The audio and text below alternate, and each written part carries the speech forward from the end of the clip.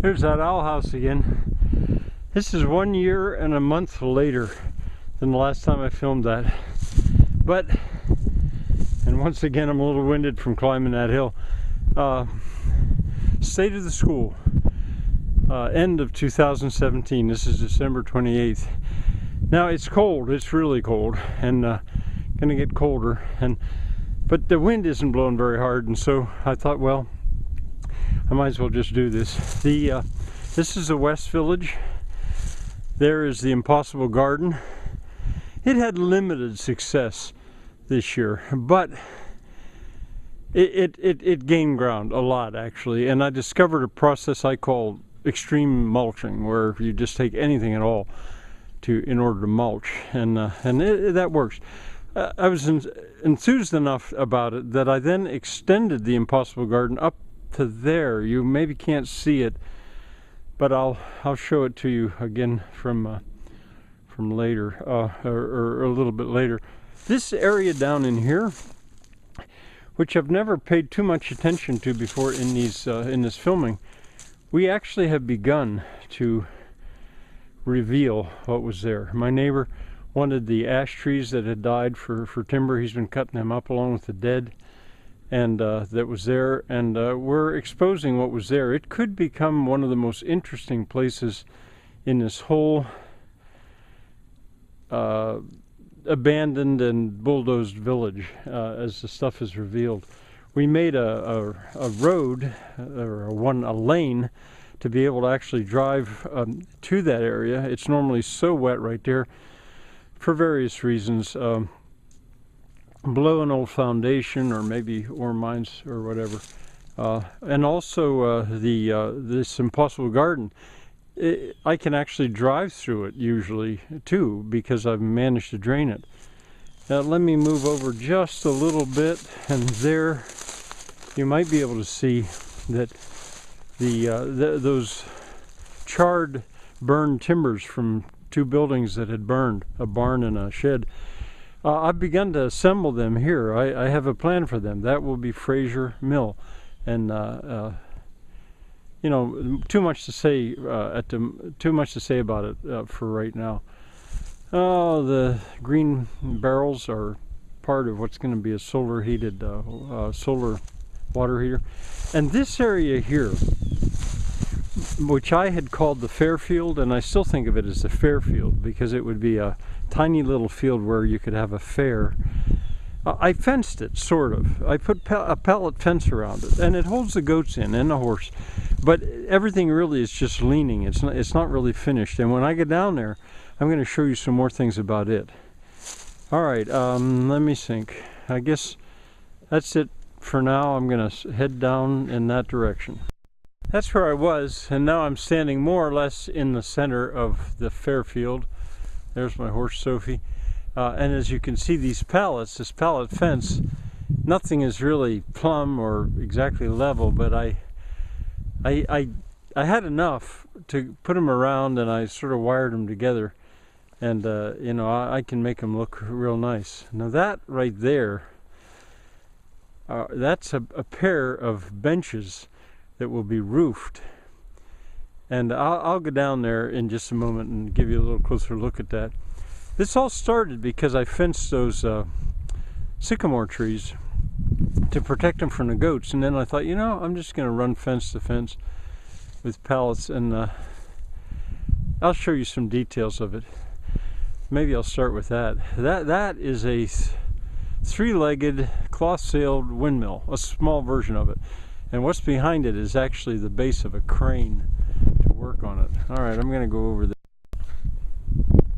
We ran out of time to actually put the sails on it, but you know, we can come back to it. You know, I work on things, and then when the season changes, I got to go to other stuff. This, as I said, is not actually going to be a full hut. It's going to be a base for a kind of a crane that'll lean out there, so I can work on something. I'd like to build other windmills like that, but probably twice that big. That's 6 foot. The legs are 6 foot, a tetrahedron mounted on top of second tetrahedron 6, and I'd like to go to 12. And that is to be perched on that building. So like so much else, this I took as far as I could given the time I had, and then I had to stop to do other things. But you're looking at a 14-foot wide bench it's going to be, and then behind it is another bench, same, I think it's the same length, and it'll meet as a T. And up there at the top, I'll end up with 3 points on top of which that will sit. That's the plan anyway. And this can also be like a vegetable stand or whatever, a gate, a place to hold a sign, a place to get the neighbors' attention. Now I'm going to go up there to the gate. Well, nothing by me, it seems, is ever really quite finished.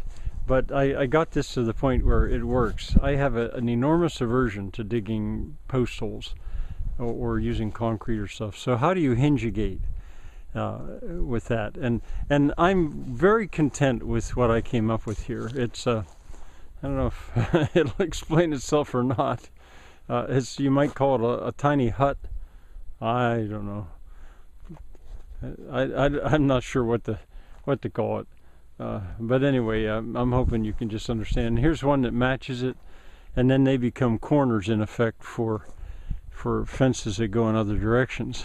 Now the hinging a piece of pipe with the thrust bearing on the bottom, like everything else, we took it as far as we could given the time we had, but I can go back to it. There'll also be a gate going here out into the south village, I call that, and in order to make that turn, it's too tight a turn, but what you do is you go out and make a sort of a clover leaf in a way.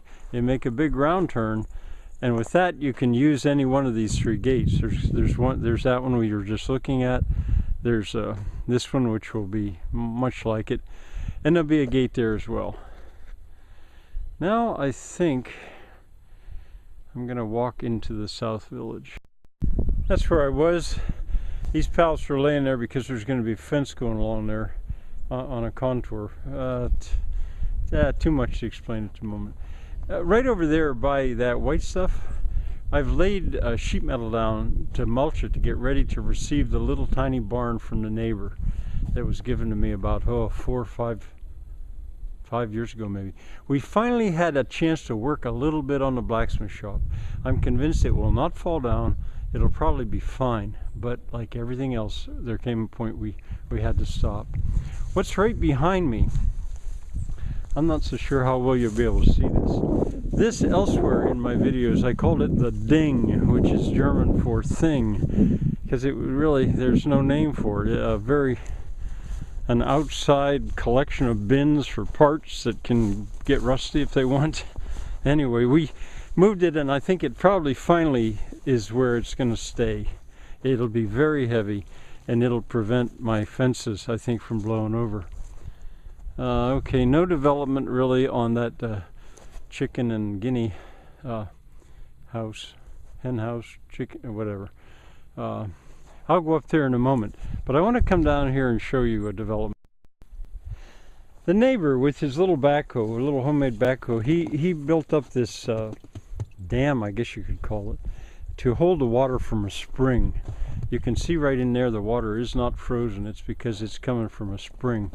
And then the water turns this way and goes on a contour out along like that.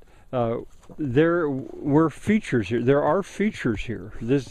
There's a wall we found underneath those willows right there. Where I'm actually standing was originally something. It was a drain of some kind. And the water from that spring, and there must have been a spring house, it ran out through there. These are all features that are not yet fully understood, but will be maybe eventually. Now let's see, we'll go up there.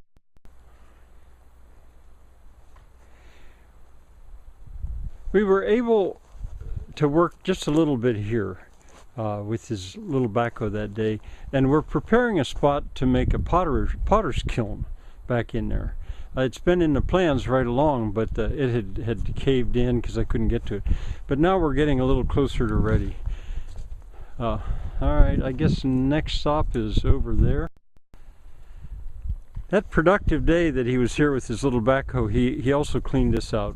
Right here, I plan to have a low but large volume water wheel turning, and there's the hardware for it. You might, or the start of it. You might have seen that before. The water will come from Oppenheimer Run back up in there. Let's see. Well, I'll just pan around so you can see.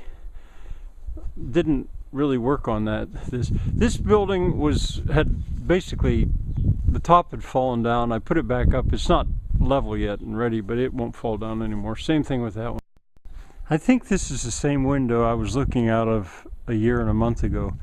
I think it was here. Anyway, this is the South Village. These are the two huts that had fallen down, but I've started to put them back up. The boardwalk is going to be down there. The blacksmith shop, the ding, the new little dam. You know, it looks rough, but actually, believe it or not, I feel like I'm gaining. Alright, I think that's maybe going to be it for now. It's really cold. Oh, I wanted to show you that I actually put a little bit of skylights out of windows on the blacksmith shop roof. Maybe one more thing before I quit. My fingers are so cold. That's $40 worth of firewood. I can get that from about 5 miles away. There ends from the wood ready to make pallets from. I find it a good buy. Hard to think how you could get that much firewood cheaper than $40. All right, now I am going to go inside.